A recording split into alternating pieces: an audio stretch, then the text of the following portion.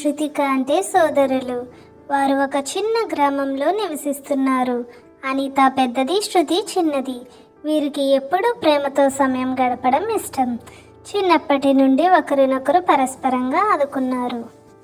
ఒకరోజు అనిత పరీక్షలో పాస్ అవ్వడం గురించి ఆందోళన చెందింది. ఆమె అనుకుంటుంది, మీరు ఎంత చదివినా మీరు ఒకే ప్రశ్నలో తప్పు చేస్తే నా మొత్తం ప్రయత్నం ఫలితం లేకుండా పోతుంది. అప్పుడు శృతి అనిత దగ్గరికి వెళ్ళి, చిన్న విషయాలను పట్టించుకోకు, నువ్వు ఎంత తల్లిదండ్రులను ఇష్టపడతావో అదే మీరు మంచి చేస్తే అనుకున్న దాన్ని పొందగలుగుతారు అని అర్థం చేసుకుంది. అనిత శృతి మాటలు విన్న తర్వాత ధైర్యంగా పరీక్షలో పాల్గొన్నది. చివరికి అనిత మంచి మార్కులతో ఉత్తీర్ణులైంది. శృతి ఆనందంగా ఆమెను సన్మానించింది. ఇతర గ్రామంలో ఉండే ఒక సోదరి శ్రావణి అనే అమ్మాయి తల్లిదండ్రులకు ఆరోగ్య సమస్యలని చెప్పినప్పుడు అనిత, శృతి ఆమెకు సహాయం చేయాలని నిర్ణయించుకున్నారు. వారు గ్రామంలో ఇతరుల నుంచి 5 లక్షల రూపాయలు సేకరించి శ్రావణి తల్లిదండ్రులకు చికిత్స అందించారు.